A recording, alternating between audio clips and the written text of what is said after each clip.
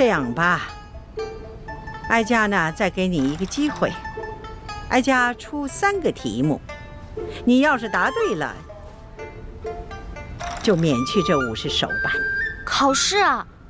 奴婢最怕考试了，能不能不考试啊？你这个小丫头啊，又怕死，又怕挨打，又怕考试，那怎么着？那是挨杀头呢，还是挨打呢？还是应考试呢？那还是应考吧。不过太皇太后，您出的问题会不会根本就没有答案啊？哎呀，哀家怎么用这种方式来对付你这个小丫头啊？哀家出的题目是有答案的。是，太皇太后息怒，是奴婢小心眼儿了。那请太皇太后出题吧。好，这第1道题呢，你要用一根绳子，把这块冰从这个碗里挪到那个碗里。这么简单啊？不简单，条件是不能用这根绳子拴住这块冰。那我可以用其他的东西帮忙吗？可以呀，但是只能用1只手，这只手呢还不能碰到那块冰。皇祖母，这也太难了吧？这只能用1只手，又不能接触这冰块，那怎么用这根线把这个冰块挪到那个碗里去啊？皇上啊，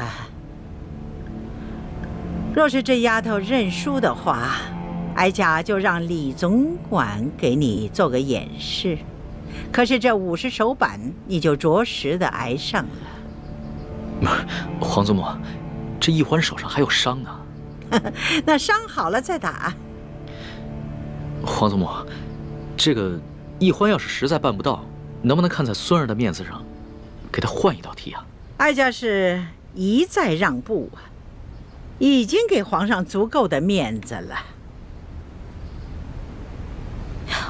皇上，不用再替奴婢求情了，奴婢已经想到办法了。真的？你确定啊？请太皇太后跟皇上给奴婢一点时间，奴婢要去拿1样东西。可以呀，不过你得快点儿，不然的话这块冰就化了。谢太皇太后，奴婢告退。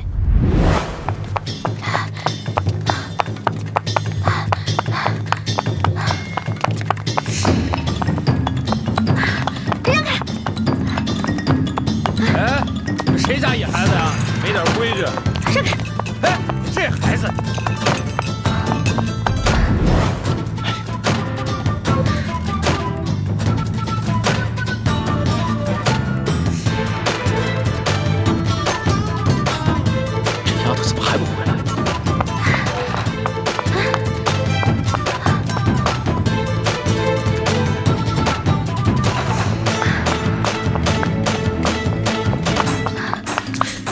冰都快化了，你想出来办法没有？奴婢想到办法了。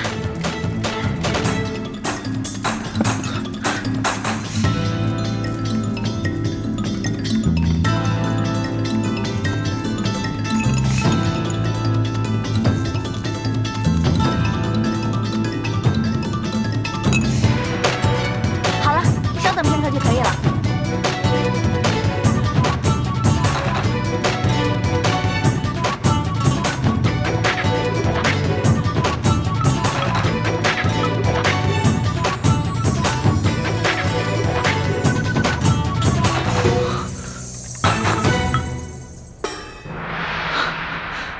这丫头，没想到居然用这个法子。你这罐子里边装的什么东西啊？这是奴婢抓紧一切时间从御膳房拿了1罐盐。哦，朕明白了。朕以前学的功课里边也有这一门知识，只不过刚刚情急没有想起来。奕欢，想不到你还挺博学的。皇上千万别夸奴婢了。从小到大，奴婢不喜欢好好学习，但是什么都学，只会那么一点点，杂而不精，跟博学2字万万沾不上边儿。奴婢之所以知道这个办法，是因为小的时候，在冬天啊，奴婢喜欢跟自己的哥哥用盐水呢冻冰人儿，所以才知道这个法子的。好啊，小丫头，这第一道题就算你过关了。哀家接下来再考你第2道题。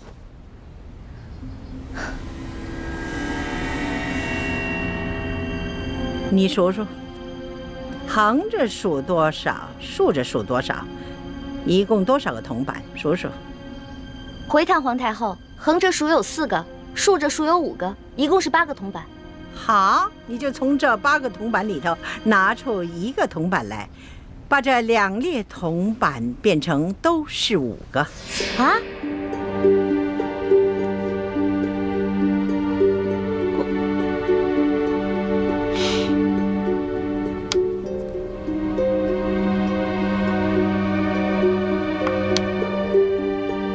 可是这不对啊，横着就变成5，竖着变成4个。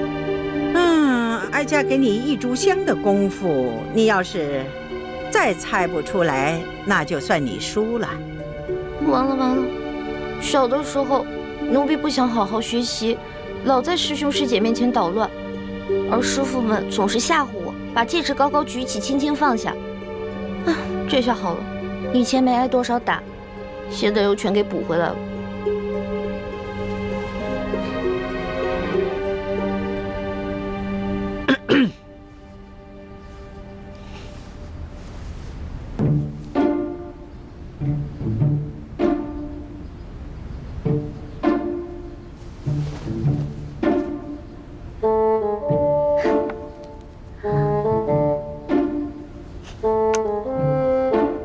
太皇太后，您只说了只能移动1个铜板，但您却没有说不能重叠。您看奴婢做的对不对啊？哎呀，小丫头啊，这是你自己想出来的，还是有人帮衬你作弊呀？太皇太后恕罪，其实是皇上先想出来的，然后告诉了奴婢，奴婢才说出答案的。你这丫头，朕好心帮你，你还出卖朕。皇上，对不起，如果这道题没做出来是小事儿，但是如果因此欺瞒了太皇太后，那可是犯了大罪。皇祖母，其实呢，孙人也就是摆了个手势，不能算是作弊。再说了，这道题啊，它本来就简单，孙人就算不提醒易欢，易欢他自己也能想出来的。你这易欢小丫头，她若是不承认，你皇上也不承认，那哀家再怀疑也逮不着你们的把柄罢了。就看在你这小丫头诚实的份上，这道题就算过了。谢太皇太后。太皇太后，您人真好，就像画里走出来的观世音菩萨转世似的。净说漂亮话。好了，哀家呢，接下来再给你下第3道题。不过呢，皇上，你就不能再度的帮衬作弊了。孙儿明白，这第3道题，孙儿绝对不会再帮他作弊了。你如果再作弊，当然也算输。这第3道题，小丫头，你听好了啊，什么事情别人都能做得到，偏偏你自己做不到。这个嘛，奴婢知道了。除了奴婢，其他人都能杀了奴婢，唯独奴婢自己不能杀了自己。好，这个答案好。皇祖母，这一关易欢算是过了吧？哎呀，皇上啊，不要高兴得太早了。你想想啊，一个好好的人，他为什么平白无故的去杀人呢？当然了，每个人都有能力去杀自己，只是呢，看他愿意不愿意杀自己。所以呢，这个答案不对。这道题的答案不对啊？当然了，这个答案呢，是需要有人来演示的。太皇太后，奴婢现在脑子都成浆糊了，实在是想不到答案。看来你是自愿认罚了。皇祖母，孙儿也不敢再为易欢求情了。孙人只是希望你能多给奕欢宽限1日的时间，让奕欢自己回去好好想想。好啊，那就看在皇上的面子上，就宽限你1天。为了不让别人给你帮衬作弊，哀家就要把你留在慈宁宫1天。待到明天这个时辰，你要是再答不上来，那就要着实挨打了。谢太皇太后。李欢这个小丫头，真够机灵的啊！轻而易举的就解了这几道题。原本妾身出的第2道题是可以难住李奕欢的，如果不是皇上相助，只怕他早就输了。皇后不要这么想，即使是皇上没有相助，这李奕欢他也会答得出来的。只不过是呢，多花些时间罢了。幸好皇祖母出的第3道题把他难住了，就算他想了3天3夜，也未必想出答案。只是，又怕这一夜之隔，又有人给他送答案去了。只要皇后你知道哀家为什么出这3道题的目的，就可以了。为什么计较结果呢？如果这李奕欢没有想出这个答案来，那作为皇后你该怎么做才会是最好的结果呢？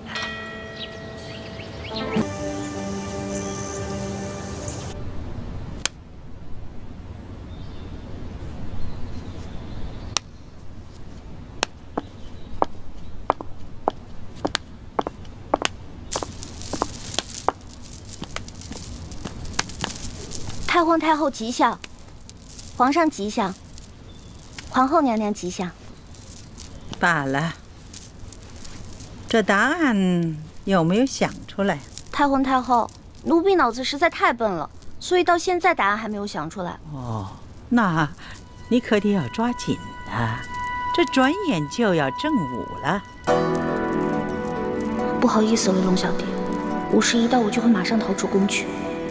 我们也许就再也见不到面了。太皇太后，您跟皇上在这，奴婢实在太紧张了，能不能到门口去想啊？哀家准你了。哀家倒要看看你这小丫头还能耍出什么小花样来。奴婢绝不敢耍花样，多谢太皇太后，奴婢告退。慢着，奕欢，外面日头大，朕赏你一把扇子。以免你那小脑袋瓜子被晒伤了，更想不出来了。多谢皇。等等，那扇子上有皇上新题的字吧？拿给哀家看看。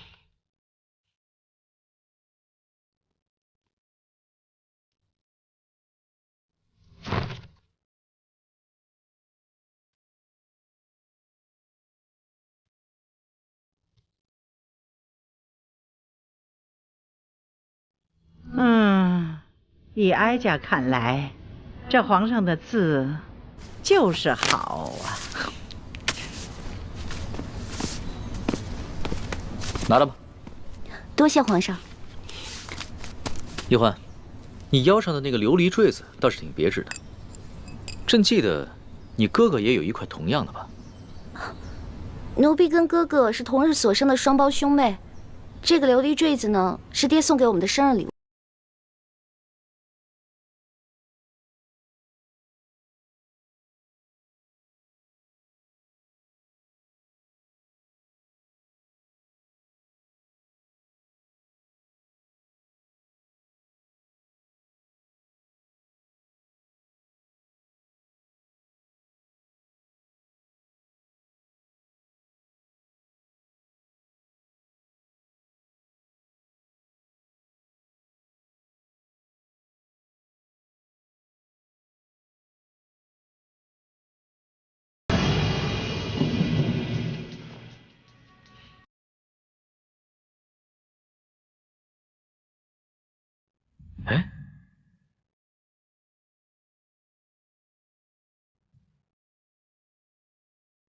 哎，还真是。这个字又显出颜色来了，而且字体还变大了。这个琉璃坠其实是一个彩色的放大镜，是微臣的爹从一个西洋商人手中购得，送给臣和臣妹的10岁生日礼物。臣兄妹各有一个，随时带在身上。到时候，皇上只要将答案用这药汁抄写在这扇面之上，传递给臣妹即可。告诉她，用这个琉璃坠，她就会明白了。李太医，朕真的很羡慕你，能和易欢有这么美好有趣的童年。不像朕，10岁的时候就父母双亡，而且还不得不提防宫中各路势力的算计。行了，那你赶紧去吧，要是耽误了时间啊，朕也救不了你。多谢皇上。慢着，外面天气太热了，本宫就赏世淑姑娘一方丝巾，擦擦汗吧。多谢皇后，奴婢告退。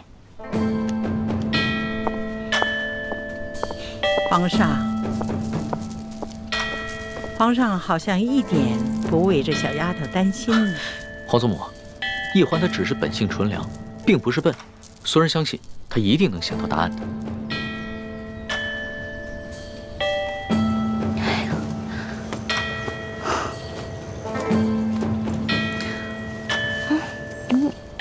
皇祖母小心。来，皇上，能不能叫2个人帮奴婢推下车啊？走了。这谢皇上，你们2个帮我推下车。哎，你扶我一把。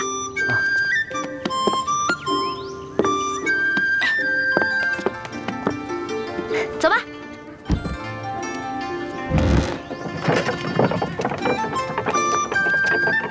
好，停。来，放下。那个，你再来扶我一下。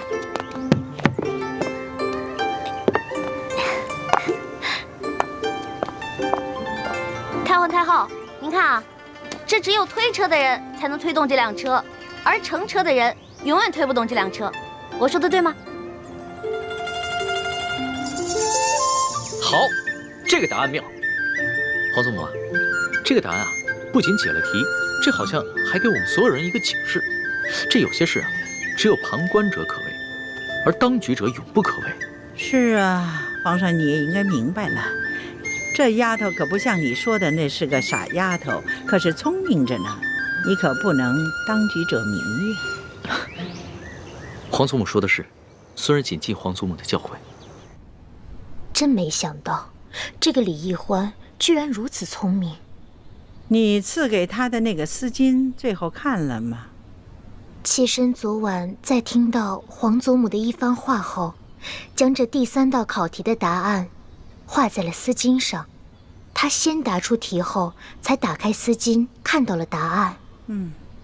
你果真聪明，哀家一点你就通啊！你的相助啊，皇上和李易欢是心知肚明的，尤其是皇上对你的大度会暗中感激的。皇后啊，只是个名分，你必须攥住皇上的心，你的地位方能稳固。多谢皇祖母提点。义父，叔父不当差的时候，时常爱去城郊的镜湖钓鱼散心。你可以到镜湖附近等着，找机会跟他相认。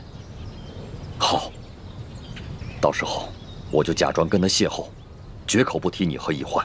好，那我就预祝义父跟叔父顺利相认。但愿吧。这么多年过去了，我真不知道，乍一看到我这个亲哥哥出现在面前，他会是什么反应。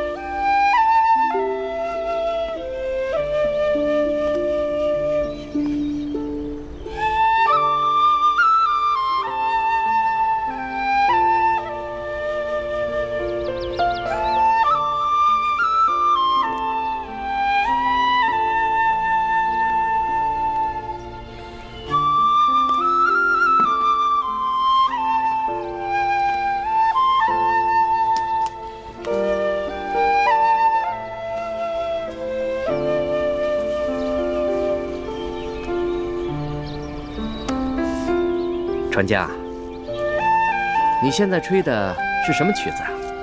我怎么听着这么耳熟啊？好像是在哪儿听过一样。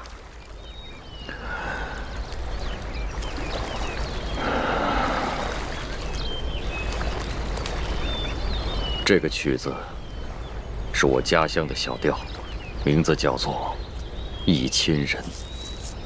忆亲人？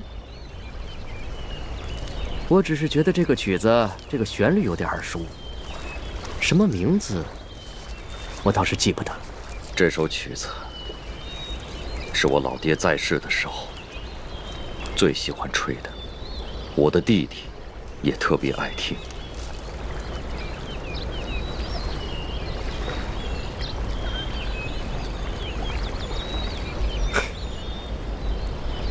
这个曲子啊，我小的时候也特别爱听，只是有好多年没有听到了，现在也忘得差不多了。真没想到，今儿在这儿听到了。客官莫非也是陕西榆林人士？没错。那你可记得，皂角村中有一户姓李的农家，那户人家有一对孪生兄弟，哥哥叫李德禄，弟弟叫李德福。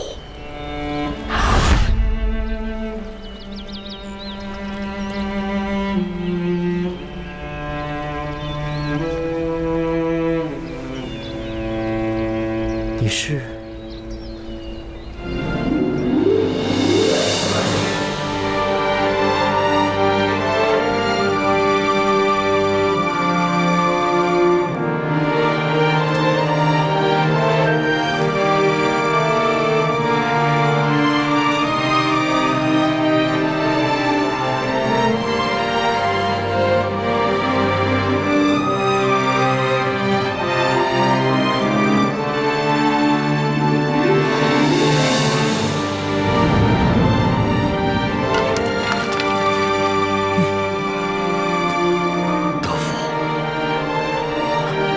认得哥哥吗？你还活着？你没死？德福，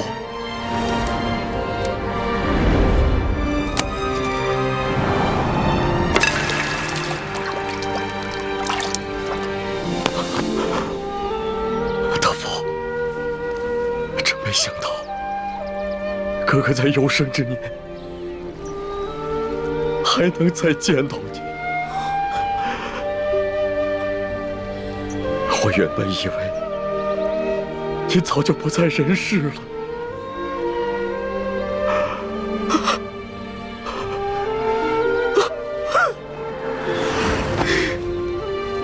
哥，德福，哥，德福。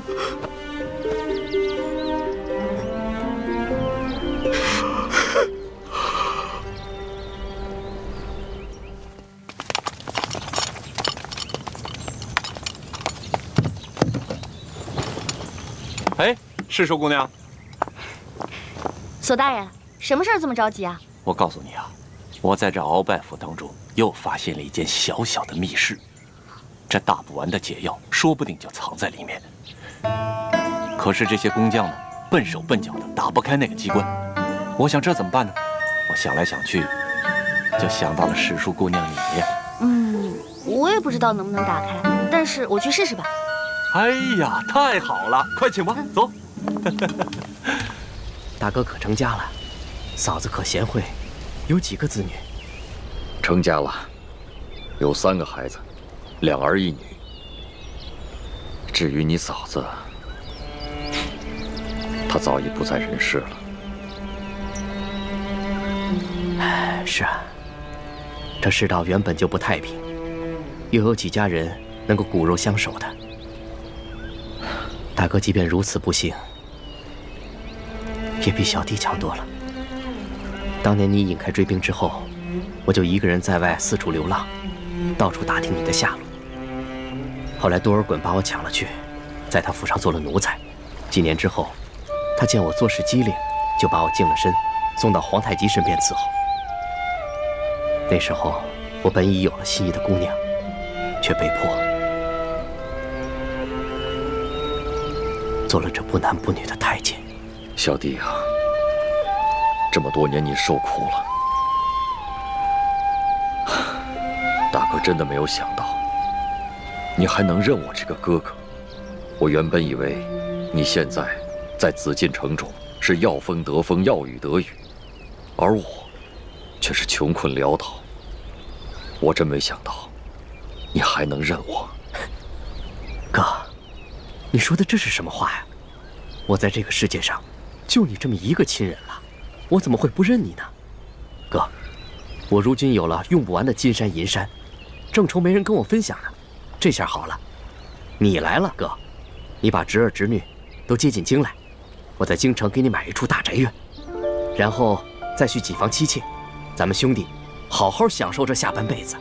弟弟啊，你的这番心意，哥哥心领了。但是哥哥这次找你，并不是为了你的钱财。哥，你一定是想谋一个好的差事，对不对？你放心，包在小弟我的身上。1个月之内，我先给你谋个闲职，年内呢，我再找机会把你外放到一个油水充足的富庶之地，怎么样？我也不是为了做官，既不想发财，又不想做官，哥，那你到底想要什么？只要兄弟能办得到的，绝对没问题。德福，你知道哥哥现在是什么身份吗？什么身份？我很久以前已经把名字改了，我不叫李德禄了。那哥哥如今叫什么？李定国。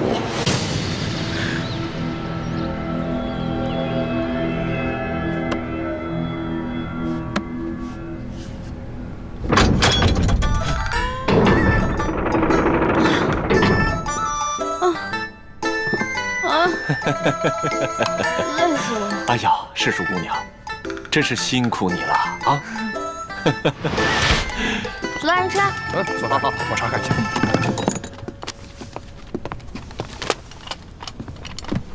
左大人，啊，这箱中没有解药，全是文书信件。没有解药，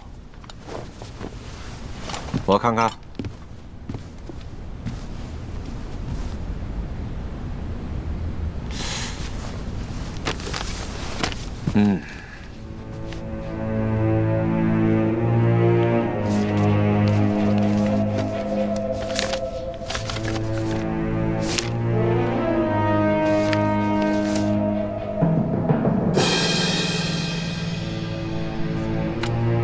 纳赛，在。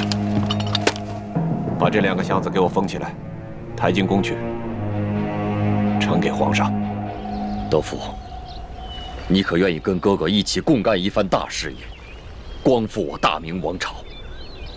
德福，你倒是说话呀！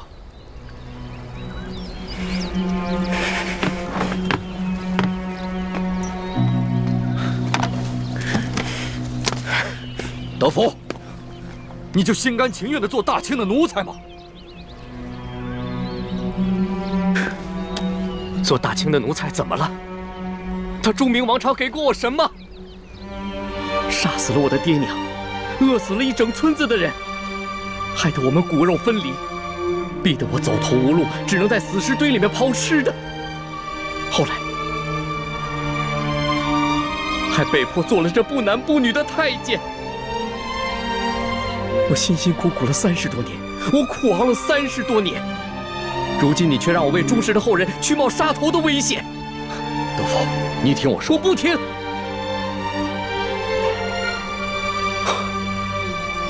我知道，我听说过你李定国，朝廷还以为你战死在云南，没想到你还活着，还组建了一个什么大明义士联盟。道不同不相为谋，你我都不必妄想劝动对方。我只有一句话：你若做回李德禄，那你还是我大哥，我愿与你共享荣华富贵。但你若坚持做你的李定国，那你我就当彼此早在40年前都死了吧。弟弟，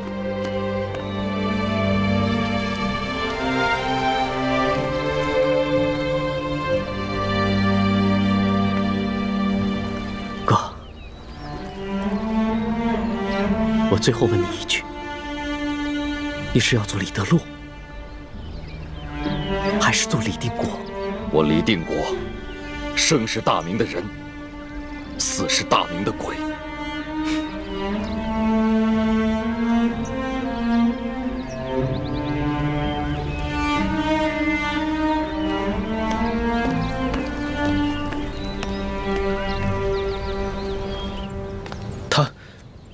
他就这么走了？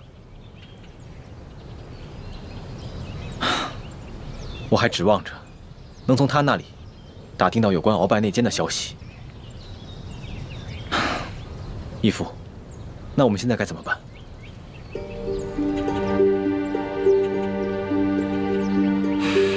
既然他贪图荣华富贵，敢为大清走狗，那我就当他40年前就已经死了。现在的他，就只是大内总管李德福，不再是我的弟弟。你们以后行事，一切以我联盟利益为重，切不要顾及我和他的兄弟之情。他中了鳌拜的大补丸之毒，现如今，鳌拜被关进了天牢，若没有康熙的手令，谁也不能见他。鳌拜没有办法把美约大补丸之毒的解药给他。义父，你看，我是否要把彻底解除大补丸之毒的解药给他呢？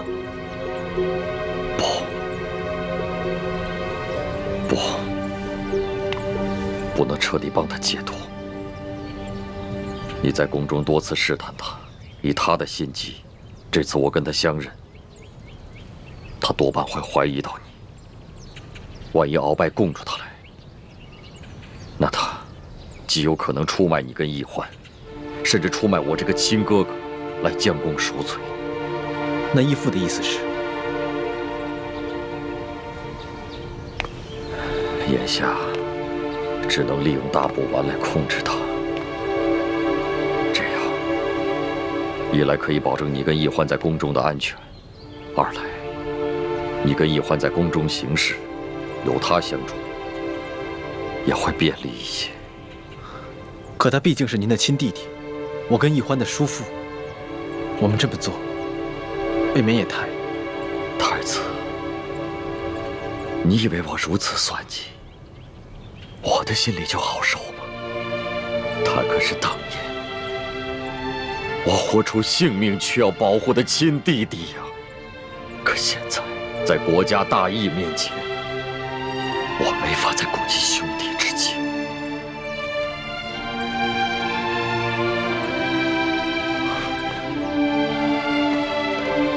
朱慈轩代表朱氏所有人和逝去的列祖列宗，多谢晋王大义。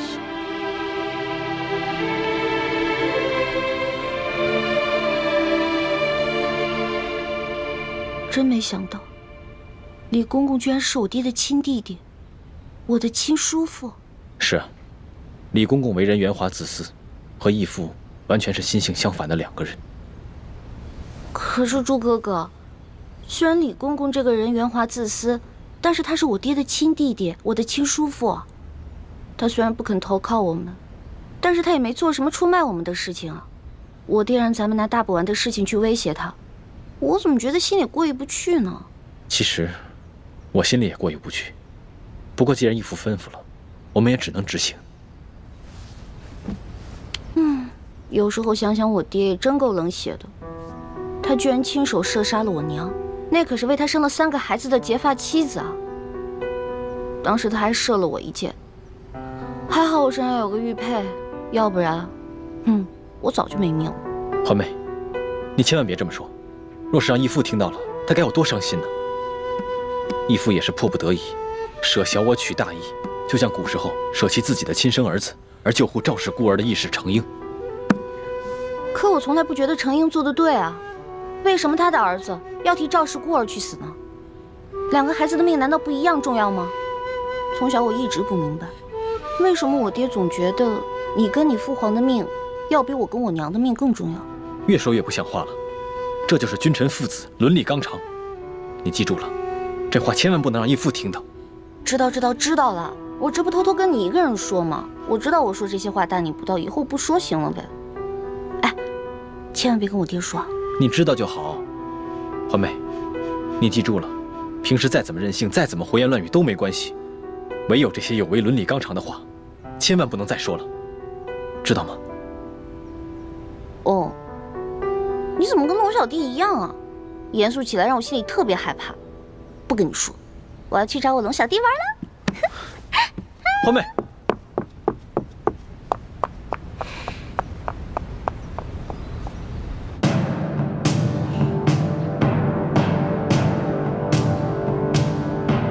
你们都先退下，朕想静一静。这。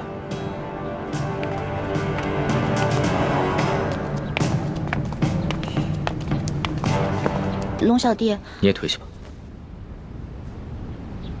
今天怎么了？连龙小弟也这么严肃？你说什么？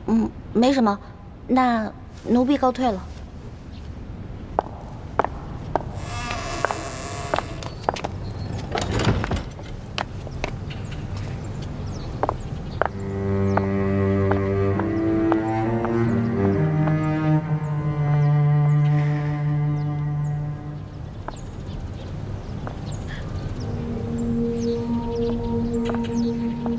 叔父在这宫里熬了30多年，才换来看似风光的荣华富贵。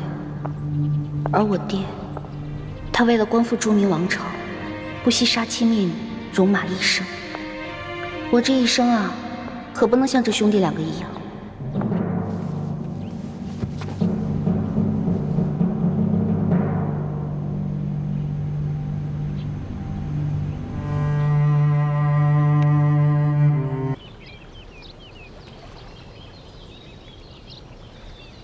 玄烨，你个无知小儿！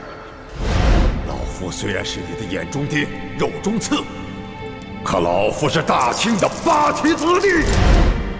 你我之间的君臣矛盾，不会动摇大清的根基。而那个李氏兄妹，他们不一样，他们来历不明，行为诡异，说不定就是那反清联盟的余孽。玄烨小儿，你果真是一个没有出息的君王。你被那李易欢的美色所迷惑，你被李氏兄妹2人玩弄于股掌之间。我们这些8旗子弟打下来的江山，终将要毁在你的手上。老夫倒要看一看，你有何脸面去见爱新觉罗家族的列祖列宗！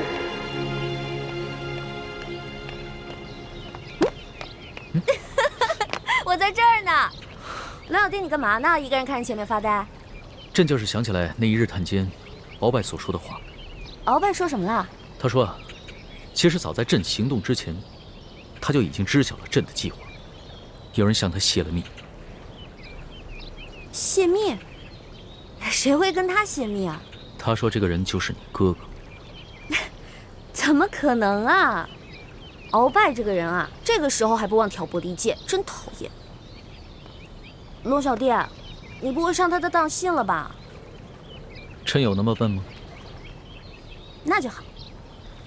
我呀，本来是鳌拜精心安插的一颗棋子，他一边用大补丸威胁我，一边又假惺惺的让我做他的干女儿，软硬兼施。所以啊，他万万没有想到，到最后我会帮你一起对付他，他心里啊肯定恨透我了。老大，你说的这些啊，朕都明白。不过你究竟是什么来历？我就是李欢啊，也是你的笔墨诗书小丫头啊。你知道朕问的是什么？朕想知道的是，你和你哥哥究竟是何方人士？你们的出身，还有你的那些师傅们，为什么会教给你们这么多的学识技艺？你看，你说不会上当，但是现在还是在怀疑我们，对吧？朕哪有怀疑你们呀？朕不过就是起了好奇心罢了。龙小弟啊，你不知道，我们这些跑江湖的呢，有跑江湖的规矩，尤其是我那些师傅们，都是不愿意做官的隐士。师门有师门的规矩，我不能透露。我要讲细腻，但同时，我又不想骗你。这样吧，如果你相信我们兄妹，那我们就留在宫里，为你效力。但如果你不相信我们兄妹的话，那我们就离开紫禁城，再也不出现在你面前，可以了吧？老大，朕不过就是随口问问，你要是不愿意回答就算了。用人不疑，疑人不用，朕自然是相信你们兄妹的。这鳌拜啊，本就在宫中安插了许多奸细，极有可能是上次给朕下毒的那个内侍向鳌拜透露了秘密。鳌拜不过是想嫁祸到你们兄妹身上罢了。你放心吧，朕一定不会中了鳌拜的挑拨离间之计的。还是你大气。老大，你的手伤还没好，这段时间啊，你就好好待在永乐斋休息吧。这山西大旱，朕还要忙着处理赈灾的事宜，还要清理鳌拜的余党，所以可能就没那么多时间陪你了。我知道了。今天康熙盘问你我的身世，显然是听了鳌拜之言，对你我已经起了防备之心。所以你以后一定要谨言慎行，千万别露出破绽。你不要幼稚地认为他真的会把你当成是老大，当成是朋友。可是龙小弟他说了，疑人不用，用人不疑，他是相信我们兄妹的。这话也就只有你会信。康熙8岁登基，在这风云诡谲的皇宫当中能够顺利长大，如今又不动声色地收拾了鳌拜，他的城府之深，远非你我可以想象。他对你我好，就像我们对他好一样，不过是为了利用而已。小师妹，大师兄说的对啊，虽然你是冰雪聪明的孩子，可是也太容易轻信别人了。你忘了康熙以前是怎么骗你的？徐姐姐，没想到他身为皇上，居然撒那么荒唐的谎。皇帝就不会撒谎了吗？皇帝是全天下最会撒谎的人，否则如何骗得所有人都臣服于他呢？龙小弟，你对我真的也只有谎言和利用吗？索图，臣在。奕欢不肯告诉朕他的来历，你怎么看？回皇上的话，像奴才和明珠这样的大臣府中，都养着一些幕僚人士，其中也不乏有一些江湖上的能人异士。这些人从来对师承来历不肯明言，显得高深莫测。这可能也是他们江湖人士的一种潜在的规矩吧。奴才也从来都很少刨根问底，只是择其长处而用之，择其短处而易之。你说的有道理。正所谓英雄不问出处，全看用人之主如何驾驭。是啊，皇上，您说的是。奕欢能坦然直言，也总好过他编一些谎话来骗朕，对吧？是啊，皇上，奴才以为这鳌拜所说的话，用意都是挑拨离间。李氏兄妹是否有异心，那日久自可见人心。以皇上您的圣明，那是一定会察觉得到的，而且奴才也会悄悄地在暗中注意着他们。好。对了，鳌拜所言，只能你与朕2人知晓，切不可外泄，尤其不能让太皇太后知道了，更不能让李氏兄妹察觉，明白吗？这奴才明白。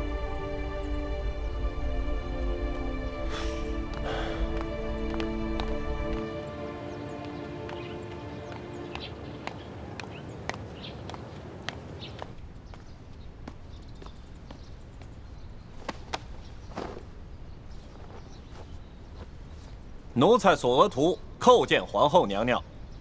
索大人不必多礼，平身吧。谢皇后娘娘。你们都下去吧。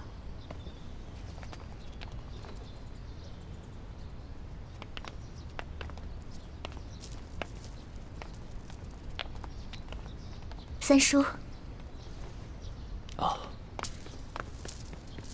三叔，那个李奕欢究竟是什么来头？什么品质位分都没有，皇上还单独给他赐了一个笔墨侍书的职位，还给他在后宫单独赐了所宅子，不伦不类，还真是开了我大清朝的先例。皇后娘娘，您这些话就在奴才面前说说得了，可千万不要在别的人面前提起，万一传到皇上的耳朵里，皇上会不高兴的。皇上从未对任何女人另眼相看，本宫这心里总有些不踏实。皇后娘娘不要忧心，她李易欢再怎么说也只是个汉女，而且还定过亲。皇上再怎么喜欢她，也威胁不到皇后。而且皇上啊，也只是图一时的新鲜，等这股劲儿过了，说不定就丢开手了。再说了，这李易欢毕竟帮着咱们斗败了鳌拜，我们现在最主要的任务就是痛打落水狗，不给鳌拜东山再起的机会。别的什么，都等这件事情尘埃落定了之后，咱们再说吧。三叔说的有道理，本宫就暂且忍耐一下。哎呀，好热呀！自打我从明珠谷到京城，就一直没下过雨。这天热得太不正常了，连荷花都受不了了。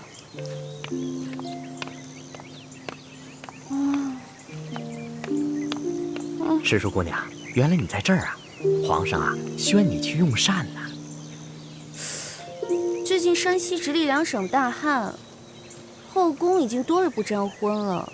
皇上为了潜心祈雨，也好久没有开荤了，让我去用膳。难道皇上准备了什么好吃的，叫我悄悄过去打牙祭？诗书姑娘，这可是连皇后都没有得到过的恩宠，看来皇上对你还真是与众不同。谢谢李公公，让我去吃好吃的啦！快去快去！小丫头，你别得意，当初中堂大人可比你还受宠，到如今还不是在天牢中等死了？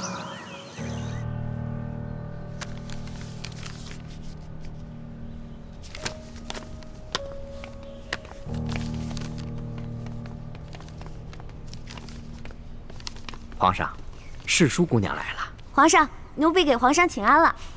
这些天是不是馋坏了？过来吧，看朕给你准备什么好吃的。哇，烤鸭！哇，哈喇子都快流下来了。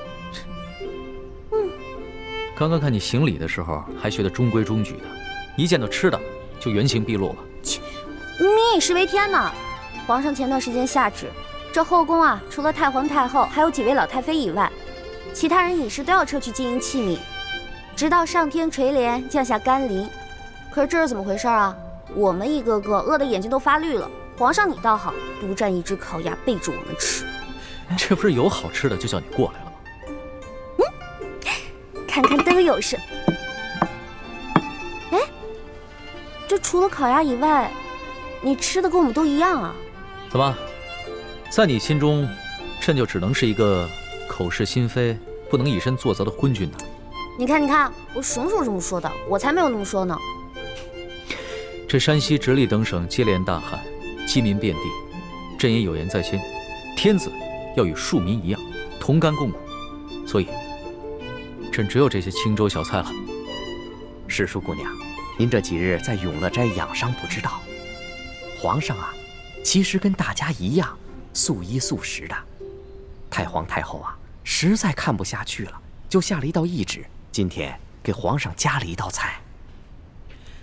这不仅是太皇太后的懿旨，也是太皇太后对朕这个孙儿的一片慈爱之心。朕不忍负了他老人家之意，也不愿意违背自己祈雨的诚心。朕第一次见你的时候，你就特别爱吃烤鸭，所以就特意把你叫过来，让你替朕把这盘烤鸭吃了。皇上，你都瘦了。你的注意力终于从这烤鸭身上转移到朕身上了，能不能别取笑人家呀？那朕瘦了，你心疼吗？心疼。皇上是龙嘛，饿坏了龙体，那还得了啊？现在没有外人在，朕更喜欢听你叫朕龙小弟。龙小弟，不然咱们俩把这盘烤鸭一人一半给吃了吧？那可不行。朕是在神灵面前发过誓的，要一直戒食荤腥，直到天降甘霖。朕可不能违背誓言，欺瞒神灵啊！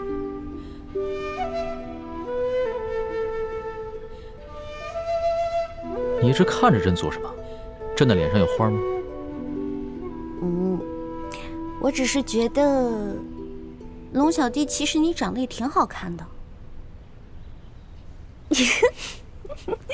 是吗？朕第一次见你的时候，你就一直说朕什么暴君啊、昏君啊，还是什么全天下女人最不值得爱的男人。难得破天荒你还夸了朕一次啊！龙小弟啊，其实我觉得吧，这降不降雨跟吃不吃烤鸭完全没有关系。我也不是特别相信神灵，可是我跟你是结拜兄弟，那就要同甘共苦。既然你不吃烤鸭，那我也不吃，我跟你一起守信，对神灵的誓言。真不吃？当然了，这么看不起我呀？你以为我就是个贪吃的小馋猫吗？好好好，是小弟小看了老大了。那老大就陪着小弟一起吃这些清粥小菜吧。不过我得把这盘烤鸭搬远一点，要不然我看着心里太痒痒了。龙小弟啊，你说现在山西干旱是最严重的，咱们在这儿节衣缩食的也没什么用吧？所以啊，朕已经命了山西巡抚刘德昭监驿馆安顿灾民，开官仓赈灾。朝廷呢也拨了一些赈灾银两，还令地方官每隔10里打一口深井，帮灾民抗旱。记得我12岁那年，家乡闹旱，也是到了秋天颗粒无收。我呢就跟着乡亲们去挖野菜吃，那种挨饿的滋味我一辈子都不会忘，太难受了。你说的那次灾情啊，朕也记得，但这次的灾情比那一次更为严重，所以朕除了做一些应对的赈灾措施以外，还每天晚上亲手抄佛经，祈求天降甘霖。抄写佛经？皇上，我现在手已经好的差不多了，今天晚上我陪你一起抄佛经吧。好，吃吧。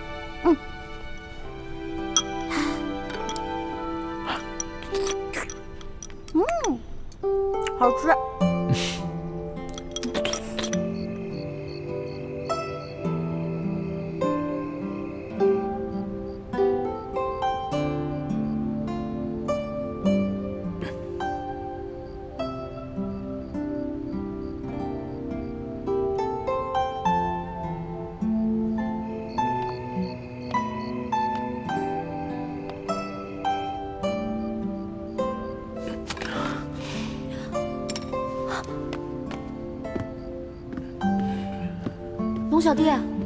龙小弟，你怎么了？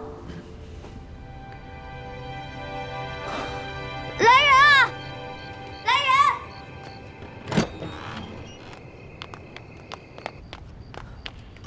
皇上怎么了？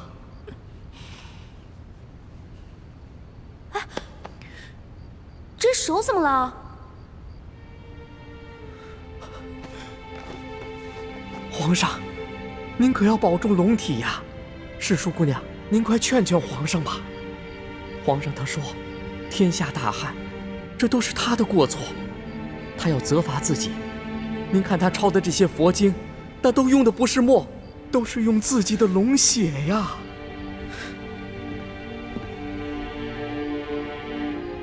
多嘴。快！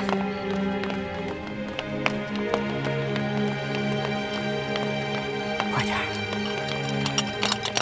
李公公，李太医，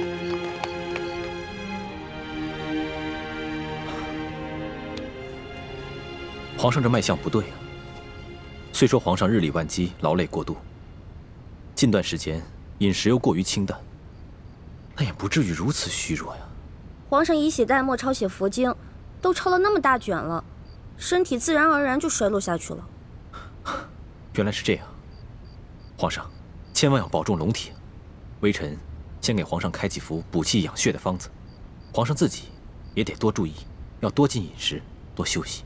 这时候谁劝都没用，除非老天爷降雨了。好了，朕没事了。这件事情一定要守口如瓶，千万不能让太皇太后知道。皇上，我收回之前的话，您是一个好皇帝。李太医，你赶紧去给皇上煎药吧。微臣告退。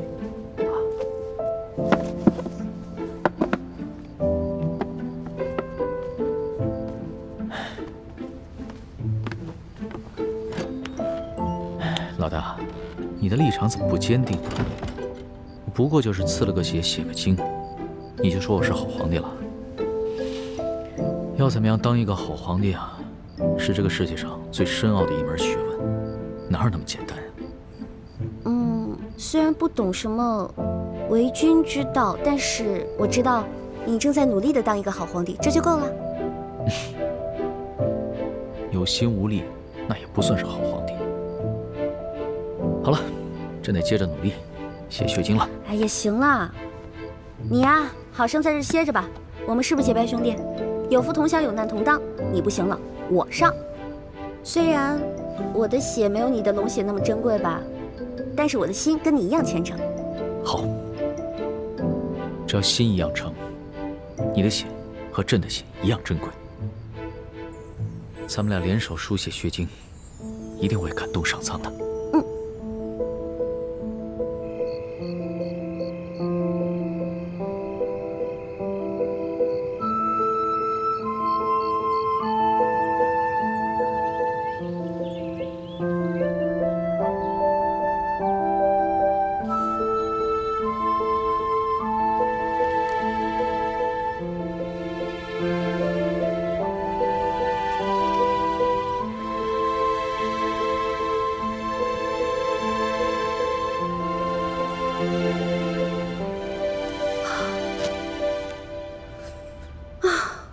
终于写完了，大功告成。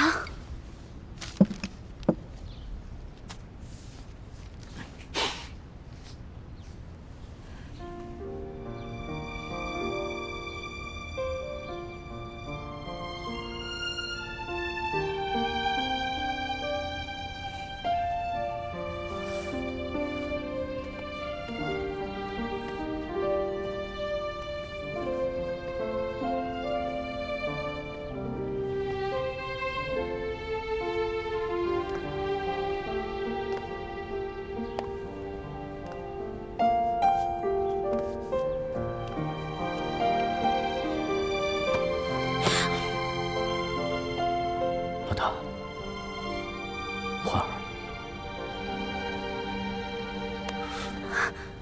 龙小弟，你看，我用血抄的，全都抄完了。你要怎么奖励我啊？朕把自己赏给你，好不好？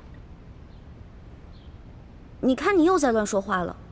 我们现在是在祈雨，神灵看到这样，该觉得你不诚心了。那就看看你抄的佛经吧。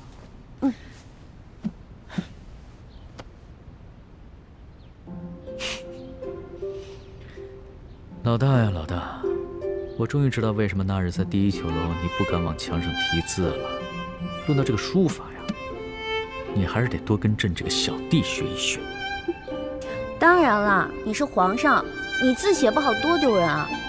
我不一样啊，我的字又没有人收藏，又不用去卖钱，写不好没关系，而且神灵也不会这么挑剔的。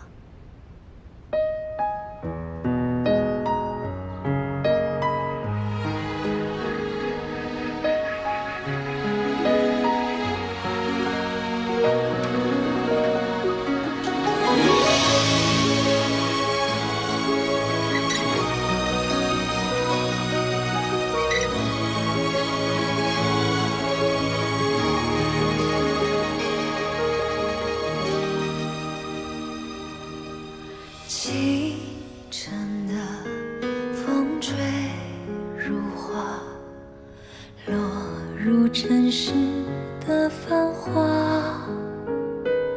爱已来，卷风沙，恨不过一生的皇上，皇上，大喜呀！下雨了，下雨了！走。穿雨中的他，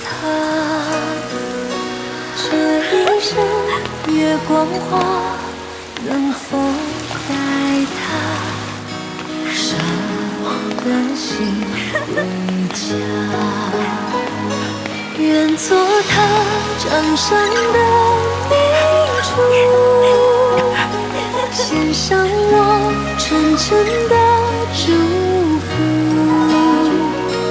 明月照我心，掀起迷雾，留下无悔的情愫。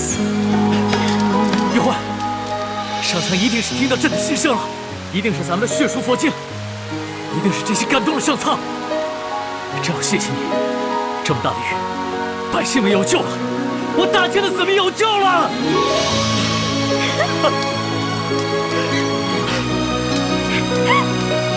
罗小弟，哇，好开心！星辰路马，望不穿雨中的他。这一生月光花，能否带他伤的心归家？愿做他掌上的明珠，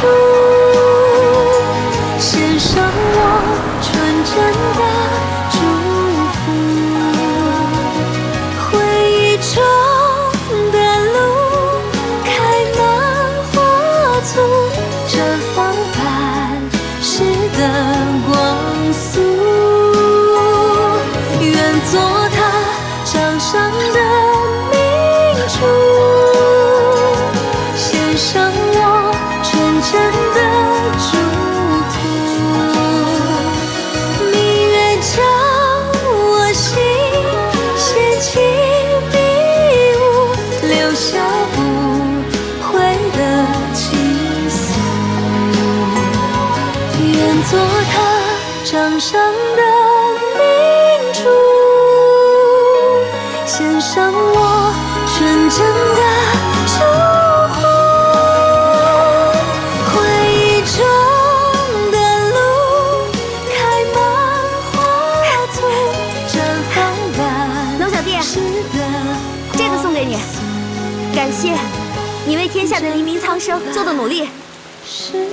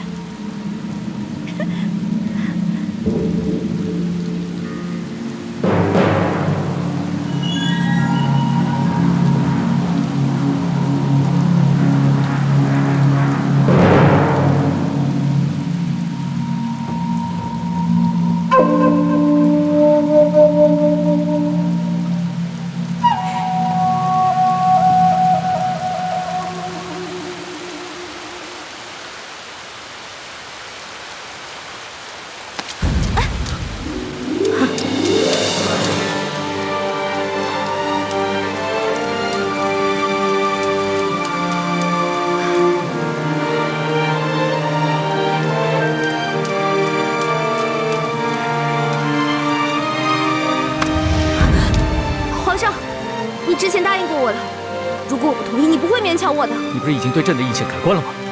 为什么还如此排斥朕？我承认你是好皇帝，可是我依然觉得，皇上是天底下最不值得女人爱的男人。就因为你的青梅竹马，他要是再也不回来了，他要是在外面娶了别的女人呢？他不会的。你就那么相信他？这跟信不信他没有关系。就算没有他，我们两个之间也不可能。如果现在你面前的不是皇上，只是你的结拜小弟龙三，你还能接受朕吗？只要你还在这紫禁城里，只要你还黄袍加身，只要你还有着东西12宫的嫔妃，你依然是皇上。我不愿意和许许多多的女人共享一个爱人。好，既然在你心中朕永远支持皇上，那朕现在就下旨要你陪朕。皇上，你平时不是挺稳重的吗？什么时候变得这么小孩子气啊？你不是说过要当好皇帝吗？好皇帝怎么能抢有妇之夫呢？朕现在不想当什么好皇帝了，只想当一个好色的昏君。皇上，皇上，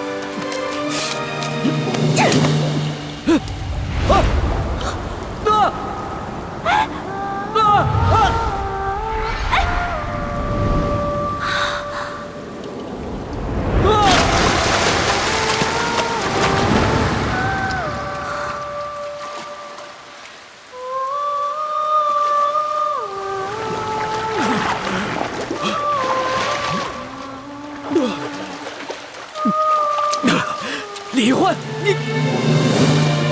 皇上，奴婢又冒犯龙威了，请皇上恕罪。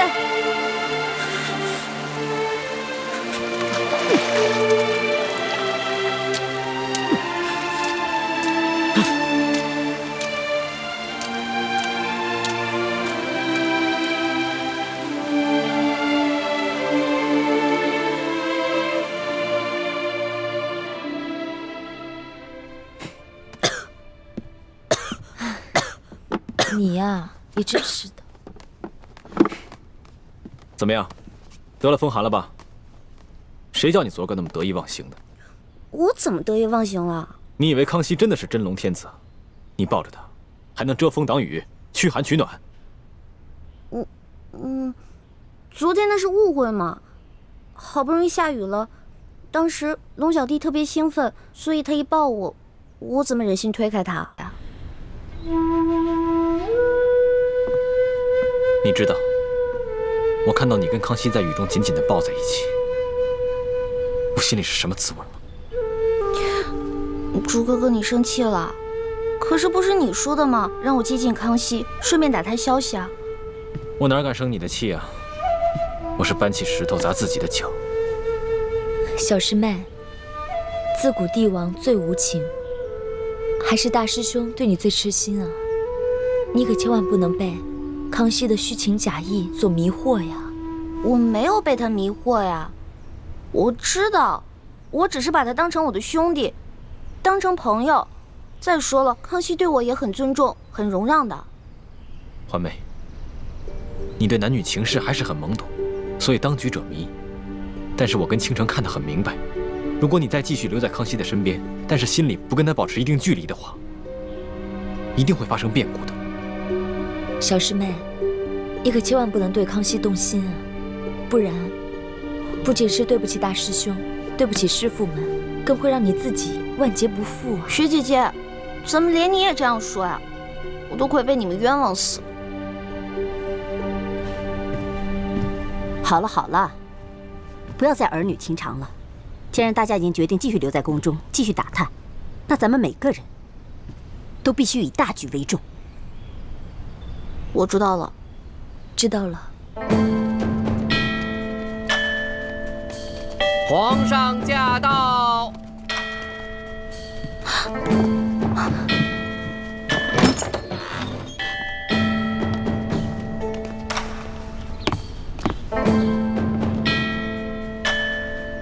皇上吉祥！皇上吉祥！微臣参见皇上。都起来吧。谢谢皇上。李太医也在。哦，厉贵人前些日子被鳌拜的刺客所伤，虽然伤势已经复原了，但是伤了元气，还需要好好调养。婉心啊，你侍奉朕尽心尽力，又遭鳌拜暗算，差点没了性命。朕从现在起封你为丽嫔，也算是朕对你的一点补偿。臣妾谢皇上恩典。爱妃快起来吧。婉心啊，你温柔端庄，举止得体，你父亲呢，又是朕倚重的老臣，这个嫔位你完全当得起。明天朕就着人把你的东西全都搬到永和宫正殿，从今往后，你就是永和宫的正主了。谢皇上恩典。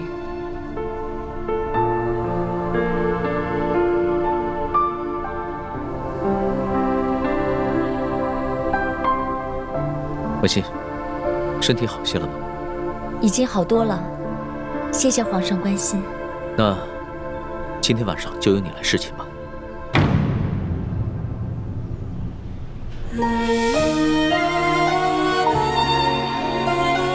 臣妾遵旨。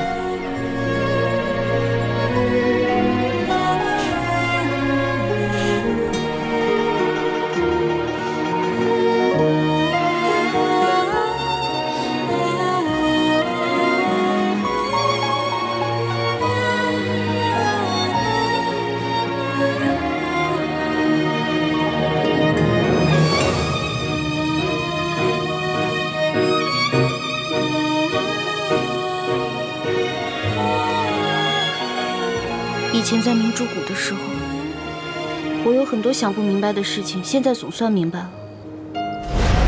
哇，好好看的衣服啊，给我的吗？不是给你的，拿过来，听话。这件衣服啊，是给你雪姐姐的。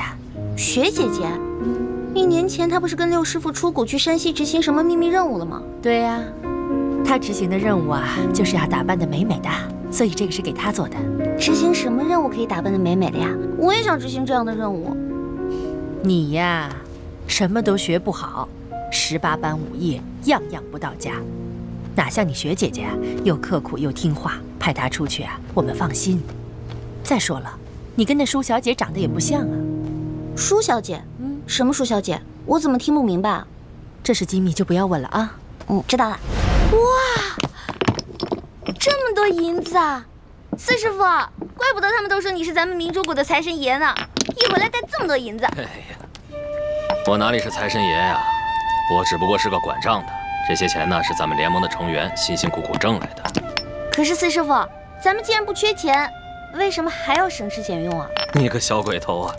你瞧瞧你朱哥哥啊，他还是太子呢，平日里不也是照样带头省吃俭用吗？啊？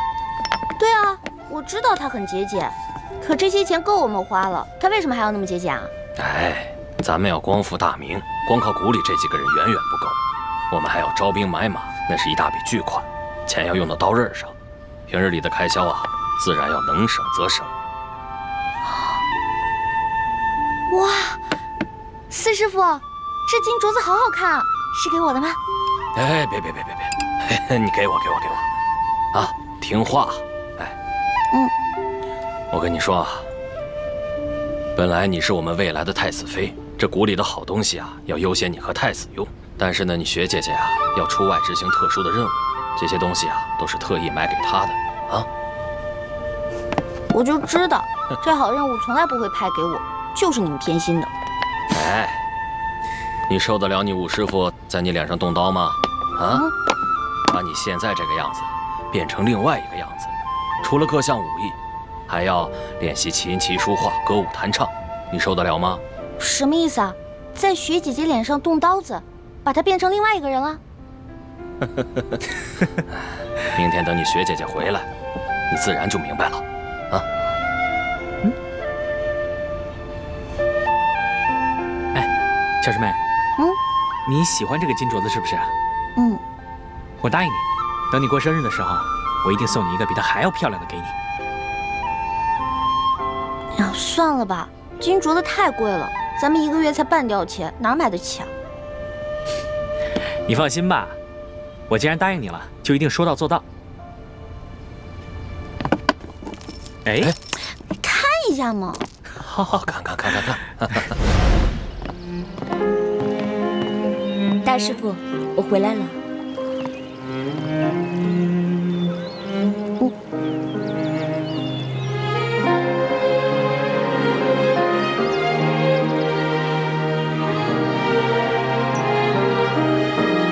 雪姐姐，你怎么跟去年走的时候不太一样了？